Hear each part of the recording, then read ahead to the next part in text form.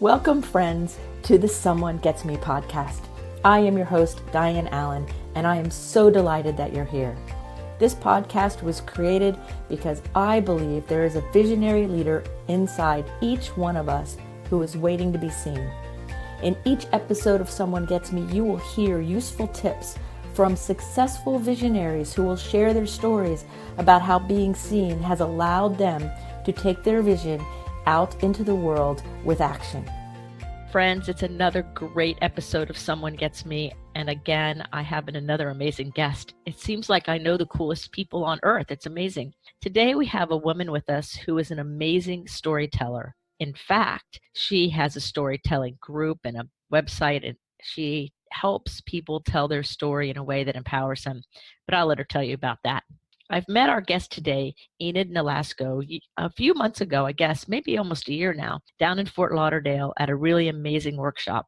Immediately when I met her, I knew she was cool. She had this great smile, this great energy about her, and you could tell she was a visionary, even though I don't know if she would have used that word then. And the more I've gotten to know her and the more I've spent time with her, I had to have her on this podcast in this storytelling episode because of her gift of doing that. Her company has helped one of my very good friends really brand himself well. So we have a real visionary who's educated and passionate about what she's doing. So I'm so honored to have my kind of new friend, but longer friend, I guess, Enid Nolasco on the show. Welcome, Enid. Hi, thank you. What a great introduction. I can't beat that. That's awesome. Thank you. Well, you're welcome. It's true. And you also wear cool socks. Any of you out there who love like really cool socks, whenever you run into Enid, she always has like the coolest socks on. And I always am checking like, what does she have on now? I have llama socks on right now. Nice. It's like a bunch of llamas, like just roaming around. So yes. I always have cool socks on. It's true. It's her signature. So, so that everybody can kind of understand like who you are and kind of where you got where you are, because you have these great creative endeavors. And I know you have a journey. We all have this like amazing story behind what we're doing in our current life and how we're living it. And so if you were going to put like, in a few minutes or so, who you are and how you got here, what would you like to share? Oh, what a great question. I would say it's the storytelling part of my life began really, really early with basically watching TV and reading books. A fun fact about me is when I was in elementary school, I won like the most personal pan pizzas from Pizza Hut, because if you read like a certain amount of books, they would give you a pan pizza, and I would just like blow out whatever the competition was. I would blow them out of the water, and I would just get the most pizzas ever, because I was like 200 books in a summer. It was ridiculous.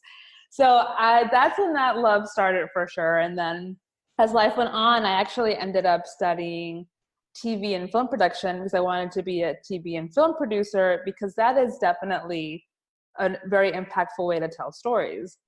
And as life went on, I became a video editor. I was a video editor for 7 years. I kind of got burnt out and bored with that. And then I switched to marketing, and then I found branding, and I got my master's in fine arts and branding from Full Sail University, which was amazing. And through all of this, I guess the thing that tied it along was the storytelling, because branding is storytelling, but with businesses. And naturally, or also as a surprise to myself, 2 years ago, almost exactly 2 years ago, it was May 12th, 2017, I was speaking at a breakfast lecture series called Creative Mornings that's all over the world. And at the end of the event, somebody asked what's next, and I said I want to start a true storytelling show and podcast. And then somebody was like, well, you can go to this group and we can help each other out, and go to this free accountability group called Accent Club. And I went to that totally not knowing what it was. And from there, like everything exploded. Like I created Raw Storytelling, which is a true storytelling show that happens every month in Fort Lauderdale, Florida. And it's now a podcast that you can find anywhere each month. And I coach storytelling, I coach storytellers, I incorporate a lot of the storytelling skills into my branding. I opened my own business called Witchcraft Branding, which helps thriving businesses create a brand that they're really proud of. And I now work for myself. I'm an entrepreneur and I have my 2 brand babies. So it's incredible how my life has changed so drastically, like in the past few years. Oh, that I have goosebumps because when I listen to you, I hear somebody who's such a visionary, who's passionate about something, and it kind of organically followed the trail and allowed your education and your experience and your passion for stories and putting it all together, create these 2 amazing entities, if you will, these 2 amazing things, all because you allowed your passion to show up. And that's like part of the big messages of this show, is that it's okay to let our passion show up, that everything's going to work out okay. That we might feel alone when we're trying to hide or when we don't know what to do. But when we surround ourselves with people who can support us in an authentic way, then anything can happen for the better. So that's like really cool. I love it. That's one of the taglines of my business is live your passion. Because it really is, these passion projects became my life. And I believe that anybody can do that. You can take your passions and turn it into a business that you can live off and have fun. That's the whole point. Have fun. Right. So what if somebody is cheating themselves in the fun department because they're too busy overthinking? What would you help if you're coaching somebody or working with yourself on any kind of overthinking? What are some tips you could share with us about how to overcome that or how to work with overthinking so it doesn't stop you from having fun? Oh, that is me. That I would say that was more my old self. I am a chronic overthinker, and I would just get crippled with anxiety because I had to make a decision or because I had so much to do and I kept putting things on my plate. And it was not until I started losing really important things in my life that I realized that I was not being present. So my number 1 tip is to be present. It sounds extremely simple, but it's so important. Just to every moment, just realize that the past is the past, the future hasn't happened yet. And whatever is happening in this exact moment is the only thing that you can enjoy. That's it. So even if it's a bad situation, just trying to find the positive in it. That's tip number 2, I guess, is trying to find the positive in every situation and being present. And I think that will definitely help in finding the fun and wherever you're at in life, whether it's work-wise or personal. Just try not to get weighed down by everything. By taking it little by little is really helpful, or it's been helpful for me. So be present and look for the bright side of it. And I also heard kind of a flavor of chunk things down and make things more manageable. Is that correct? Yeah, I'm not really good at that one yet. I'm working on that one. But yeah, I think it's overwhelm. I would say one of the number 1 things that I find in my clients, both in branding and in storytelling, is they get overwhelmed. When overwhelm happens, and I'm there with them, I totally understand it. When overwhelm happens, there's just that to-do list is so long, or that story you need to write is so daunting, and you're like, where do I start? And I think every person is different. Some people it's just start writing or start doing. Some people it's making a list. So find whatever works for you. It's hard to say like one universal solution. I don't have one. I think it's finding what works for you. For me, like I literally have on my desk right now a list that I made this morning with only 5 tasks out of my gazillion tasks. And that works for me. And like scratching them off, like physically with a pen on paper is so satisfying. And that really helps me. I also have a calendar, like a physical calendar. And each day I write on there my favorite part of the day, the best thing that happened that day. And those 2 things keep me like present and not going down the deep hole of being overwhelmed. It's like I have my list of 5 things, and then I have the thing that I did that was my favorite thing. I love that. Oh my Yeah. God, Eden, I love that on the calendar of writing, that's my favorite thing. That's the thing that was the best about that day. That would be a cool calendar to do and then look back on. I do. Yeah. At the end of the year, like on December 31st, I go through the whole calendar and kind of remember all these things that have happened. And then I get really witchy and I don't know, burn it or something, but I do go through it. And I love, it could be something as simple as like, I had really good pizza, or it could be a huge like bucket list thing that I did. So it's really awesome to look back on that year. I love that. That's a great thing. Like I write little things in my journals every day to kind of go with, this is the flavor of the day, not like thing by thing by thing, but this is the flavor of the day. And I love that. What's your favorite thing of the day? That's great. So on another little related kind of topic that goes kind of with the overwhelm is procrastination. Mm. And I'm wondering how you handle procrastination in your own life and how you would help somebody who maybe you're working with or somebody listening here on the podcast that really struggles with procrastinating, how they could kind of work with that and be a little bit more effective or happy or more satisfied. Yeah, it's funny because I'm 30. I'm going to be 36, and for I don't know 30 years of my life, or 30 plus, I was not a procrastinator. I am definitely an overachiever, workaholic, and that was on my vocabulary. And then all of a sudden, like a creepy little demon, it just showed up, and it was like there was no warning. It was like all of a sudden it was there. And I was like I woke up one day and was a procrastinator, and I couldn't figure it out and couldn't figure it out. And I realized at some point that I was just not having as much fun as I was having before. I wasn't enjoying what I was doing anymore. And that was like a big moment of realizing that procrastination for me was that it was time to change. And it was time to just find either something different to do or find a way of thinking of what I did, finding a way of thinking differently about what I did. So I think if a client comes to me as well and is like, oh, I've been procrastinating the homework that you gave me, because I give them like branding homework. Well, then I'm like, okay, stop what you're doing. You're supposed to be excited about your brand. Why are you procrastinating? Let's find what's the missing gear in this clockwork. What is the puzzle piece that is not fitting in? And let's like look at it from a different perspective.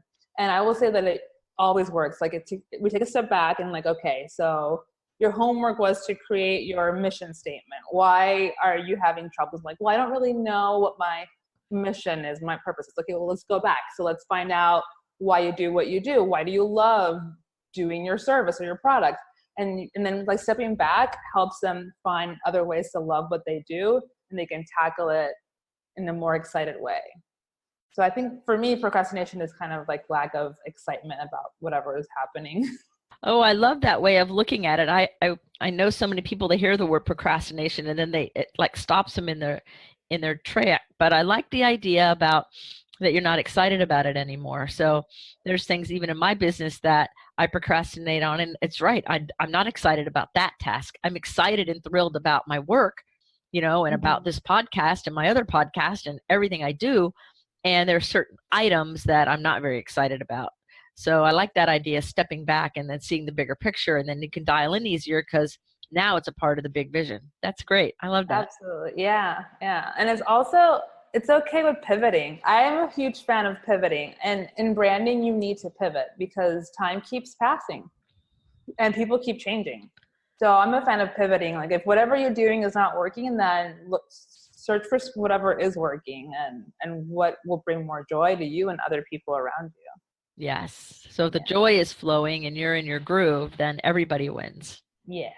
I love that.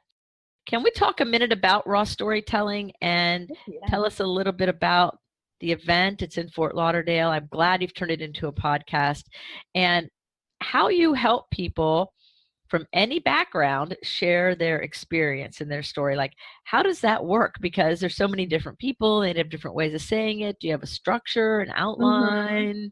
How does it work?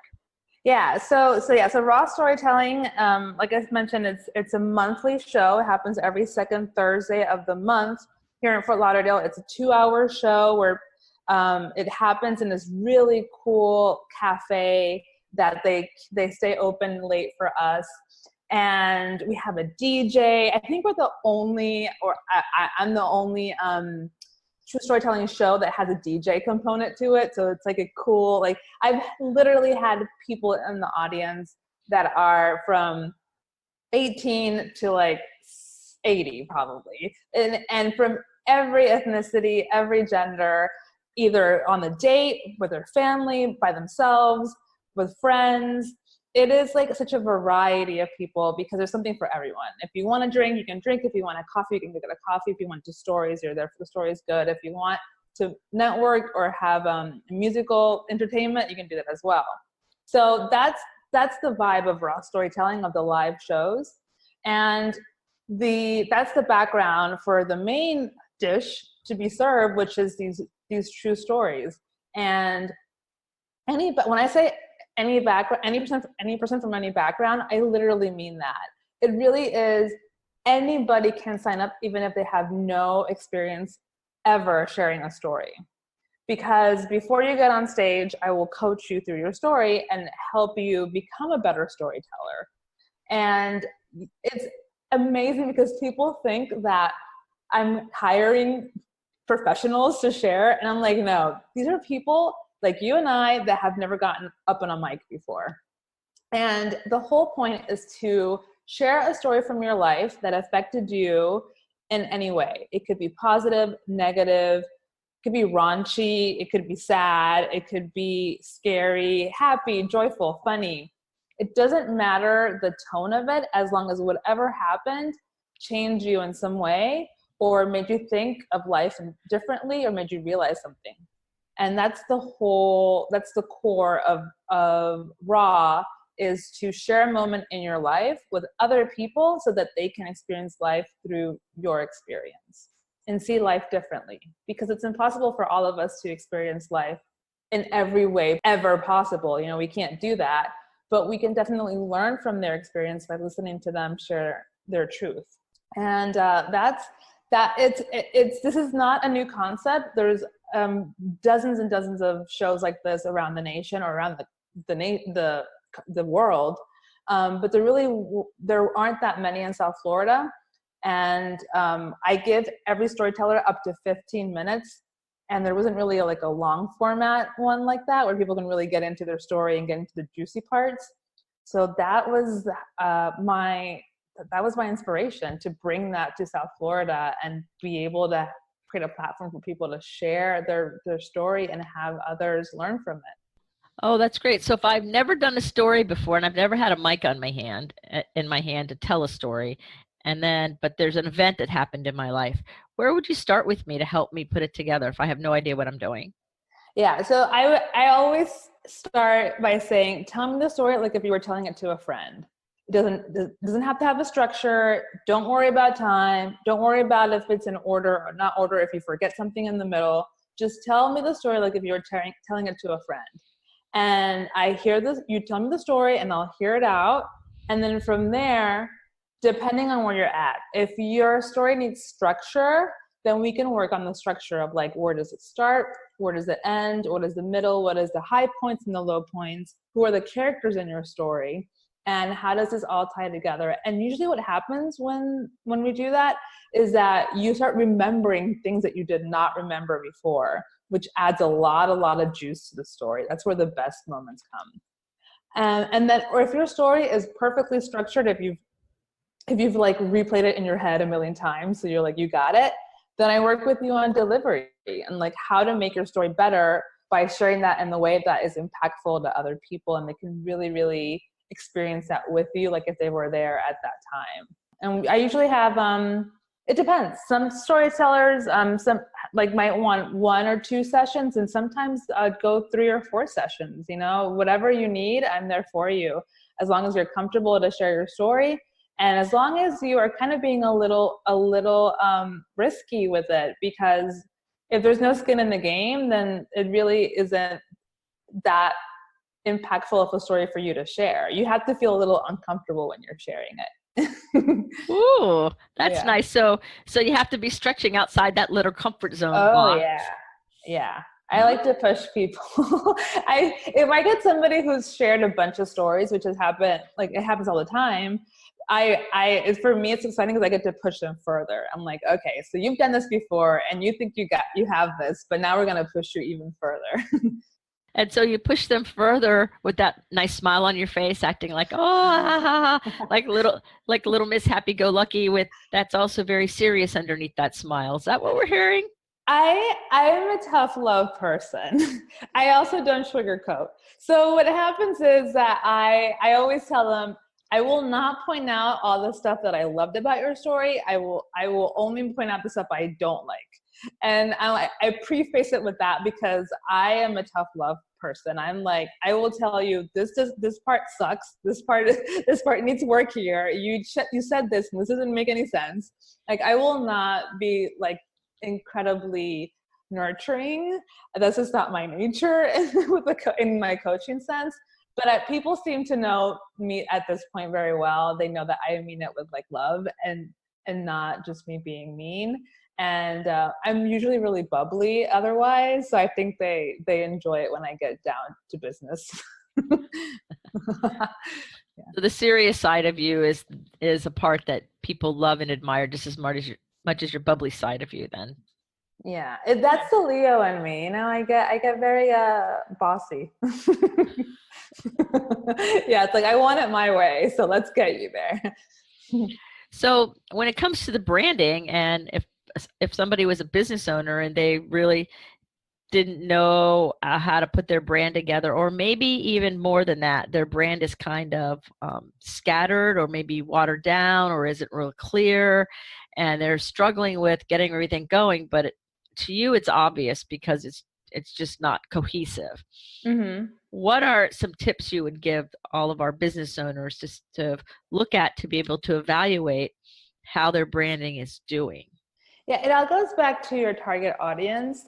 That is a lot of people think that when they think branding, they're like, oh, that is just the logo or the website or the visuals. But the base of branding, the most important part, it's like the foundation of a really solid building, is that target audience. So you have to look at it and see, are you bringing in the clients that you want to bring? And if no, what clients are you bringing in? Because whoever's coming in and reaching out to you or actually using your services and paying you, that is what your brand is attracting. So if you're attracting people that aren't paying you enough, then you need to reevaluate your brand and really see, well, okay, maybe I don't look professional enough. I'm not elegant enough for a higher paying client. I'm not well put together. My messaging is not clear. They don't understand what they're hiring me for. So therefore I'm only getting clients that are willing to take a risk.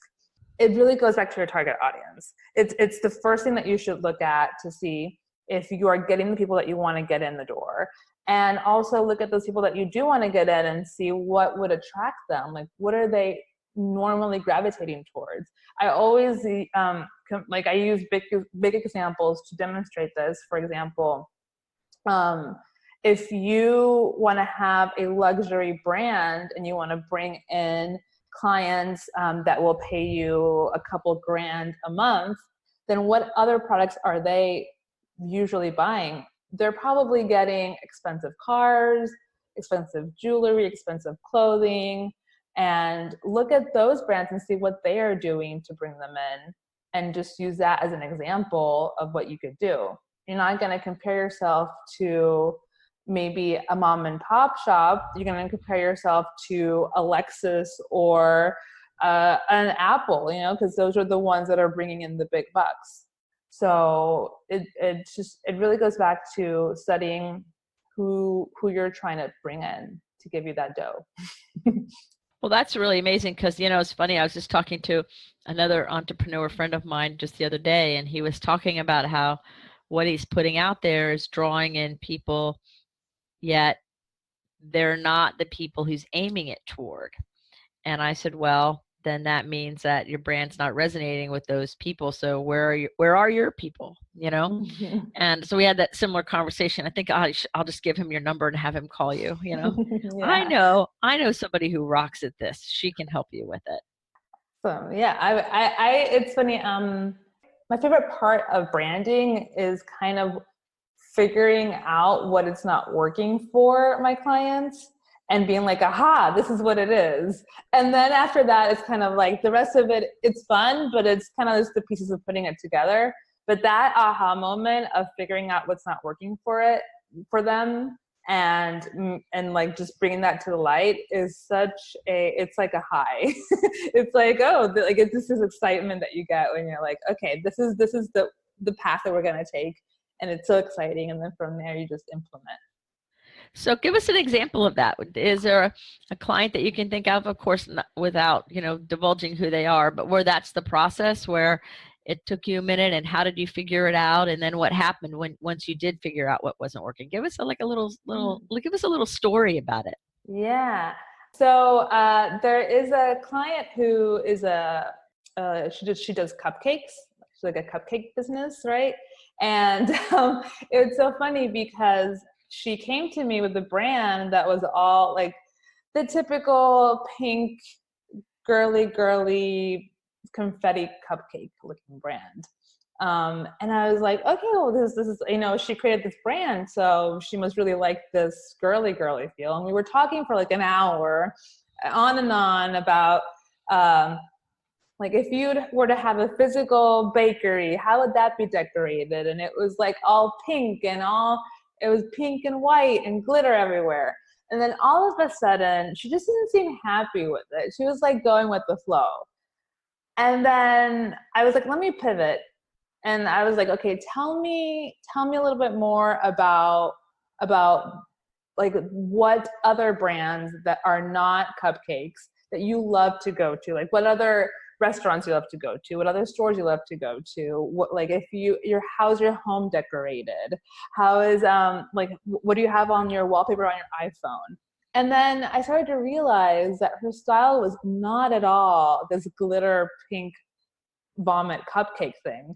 It was very, very like tropical, lush greens and flamingo pinks with like just really like modern tropical patterns that you would not associate with the cupcake business. And I was like, if you love this, why aren't you incorporating this into your brand? And she's like, well, that's not a cupcake. Like cupcakes are not associated with this. And I'm like, exactly. Like you would stand out so much because you would be the only cupcake business that has this lush tropical foresty feel. Like that's something that does not exist in the market. And you could bring that. And there's definitely a clientele who loves cupcakes that does not love pink and glitter. So it was like an aha moment. And from there, it kind of like, there were so many ideas that flowed from her because she could see her business in a new way that was possible, but still to her liking and not her trying to fit into the stereotype of whatever it was. So that was like one of my favorite moments. And she hasn't completed her rebrand, but I'm excited for what will come from there. Yeah. Oh, that's interesting, right? Because what's natural to us draws the people who are like us in that way. And so that's really funny. And that's right. Not everybody who eats cupcakes is into the pink and glitter. Yeah. Mm-hmm. Yeah. There's a lot of people eat cupcakes. So there's definitely the opportunity to do something that is not what you'd think is typical or needed. You need to find what makes your business unique to yourself. And that's kind of the tie of storytelling and branding is like, what is your personal story and how can you bring that into your brand so that your brand is unique and stands out from the competition. Yeah, it's like bring your story into your brand for sure. And so if you had somebody who wasn't sure how to do that, you interview them and talk to them to see what part of their story really resonates with their brand. Is that how you start out with somebody if somebody was interested in working with you? Yeah, the typical process of the branding process with me is that we will have a quick call before you sign any contracts or do anything, just to see if I'm the right fit for your needs. And if I am, the next step is to have like this hour-long call. So we'll have an hour-long call where I will basically ask you a ton of questions, and I will also send you a questionnaire that has like 30 questions on it as well. So in the beginning, I'm getting you into the branding mindset. In the beginning, I will send you a questionnaire, and we'll have a 1 hour call with it'll be a ton of questions. And the whole point is to get you into the branding mindset. And I want you to be part of this process because I don't know your business as well as you do. So you need to be there with me, thinking in terms of what makes your brand special.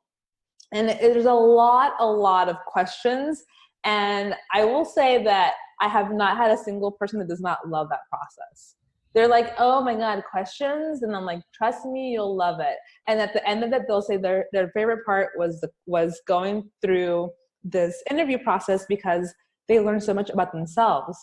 And from there, after that, I take everything, all that information, and I write a story for them, and I present them with the story, which is basically what they told me, but I'm just like making it pretty, put a little bow on it, and I give it back to them, and they're like, oh my gosh, this is amazing. And I'm like, you told me, this is your story. I did not make this up. I got this from you, and I'm giving it back to you.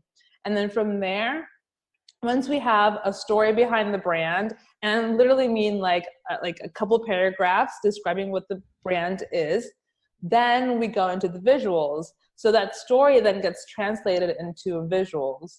But it really always starts with words. It always starts with an actual written out paragraph. And that goes right back. I was listening to you, and it goes right back to the beginning of this podcast when you talked about loving stories and reading books when you were so little and loving it, the word-based stories, right? And so even though you've done TV and you can do video and you do branding and you do podcasting, it all comes back to like the story, the original like word story of things that really gets you going. So it's a really cool example to listen to you. I'm so inspired about how you took this passion and this thing you loved when you were so young and have created this amazing life. It's just really cool. That's awesome. Yeah, it's funny because I create stories for everything. Like my car has a name. Probably every article or every piece of furniture in my home has a name. And then I'll create a story around it. It'll have a little voice. It'll have this own like life. So I'm always creating stories. I'm also creating stories in my mind to my benefit. It could be a curse or a blessing, because I also just like, my mind will wander and create these stories that don't even exist about things that are happening. So I'm just always living in a story. I don't know how to be any other way. I don't. Like I'm constantly like literally in my head, every conversation, like we'll end our conversation here, and then I'll leave, and then I'll keep talking to you in my head. it'll keep going. So I don't know how to be any other way. Oh, that's awesome. You know, that's a really big characteristic of people who are gifted and people who are visionaries is they call that an imagination over excitability, where the stories and the being able to create things in the imagination is so powerful that it is a big part of someone's life. And so that's just a sign of being a great gifted visionary person, which is why I asked you to be on the show and talk about storytelling, because storytelling, we're telling stories in my mind all the time. The way we walk, the way we dress, how we shake someone's hand, how we interact with people, everything about us is telling a story, whether we're standing on a stage with a mic or creating our brand or just walking, through the airport. It's I have past storytellers who have become friends, and they text me all the time, and they're like, oh, I want to share again the story at Raw Storytelling, but nothing has happened. I don't know what to do. I don't know what to talk about. And then in conversation, they'll say something like, oh, I got a flat tire today, or I just ran into somebody and they thought I was somebody else. And I'm like, that's a story. Like everything is a story. Everything can be turned into a story. Absolutely every interaction, every moment is a possibility for a story. And we're all building upon our own story and our memories with these experiences that we keep layering one over the other. And when you take a step back, you start to see the dots connecting between them, because maybe whatever happened today, it might seem like mindless, but when you think about it, it's like a chain reaction of things that happened in the past. And so I'm always trying to look at everything and how the dots connect. And it's really, it's a great way to go through life, because I'm like, well, if this hadn't happened, then this wouldn't happen, then this wouldn't happen, then this wouldn't happen, I wouldn't be here today. So it's really, like you said, every moment is a story-worthy moment. And that is so important to know. And it goes back to what we were talking about being present, because if you're not present, you won't be able to remember what's happening in the day. You'll be like, oh, what did you do? What did you do today? I'm like, I don't remember. Whatever. I'm like, well, you weren't really there. Like something happened. You were breathing, and something was happening for sure. So yeah, it's all about being present. Yeah, and that's true. If you're not present and you're scattered all over the place, you aren't there. That's true. Yeah. So as we get ready to wrap up this interview, I could talk to you forever. Is there any last thing that you might want to share with all of our listeners everywhere, or with me, that has to do with storytelling, or something inspirational that you want to say, that maybe something you wanted to talk about I didn't cover? Is there anything left? I think with storytelling, I like to remind everyone that true storytelling, and storytelling in general, is the oldest tradition of humanity. Like when the cave people were gathered around the fire, I don't know how many millennia ago, they were sharing stories, and then civilizations were built because of storytelling, and history was passed down, and then people talk to other people and create relationships with people, let it be your girlfriends or boyfriends or parents or friends, through stories. That is how you get to know somebody, through their stories. And it is an everyday occurrence that we don't appreciate enough. And that is why it's so important to come out to these events like Raw Storytelling and other ones like those, or listen to podcasts like Raw Storytelling, because you are able to expand your universe by getting to know other people through their own words. And that is invaluable. And that is how we can keep humanity on the right path to a more enlightened world, really. We need to get to know each other better, and get to talk a lot more about what we're thinking and what we're going through. Because if not, we're just all living on these little islands, and we need to just come together. And actually, like one of Raw's biggest values is to create kinship and community. And that is, for me, really, really important, and why I love this passion project. And that's why I'm so excited to be here talking to you today about it, because I'm so grateful that I met you. And when I met you, you told me your story, and I told you my story, and we connected, and this has now led to this. So it really is so important in life to share like your story with somebody else. It could change the world, really. Oh, that's beautiful, and that's so inspiring, and it is the oldest tradition. Everything you just said was so beautiful. I have goosebumps everywhere. So you all have been listening to Enid Nolasco from Fort Lauderdale, Florida, who has great projects and great branding and a great raw storytelling group. And so if anything she has said to you really gets you going or gave you goosebumps, kind of like me, all the ways to contact her are going to be in the show notes. And I suggest you do it. Reach out and tell her your story, or ask her to share hers, because storytelling is where it's all about. So once again, Enid, thank you for being on the show. Thank you so much for inviting me. It's been it's gone on my calendar today. This will be on my calendar for sure. So this is my thing for today. Oh, that's awesome. So remember, everybody, keep your face to the sun so the shadows fall behind you. You are a rock star, so go out there and bring your gift to the world like Enid has, so that you too can smile at the end of the day. And remember, you're here on purpose with your purpose. So until the next episode of Someone Gets Me, be well.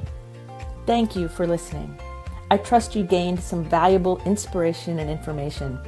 Please join me and other visionaries in the Someone Gets Me Facebook group. Or for more information on my services and additional episodes, visit someonegetsme.com. Again, thanks for listening.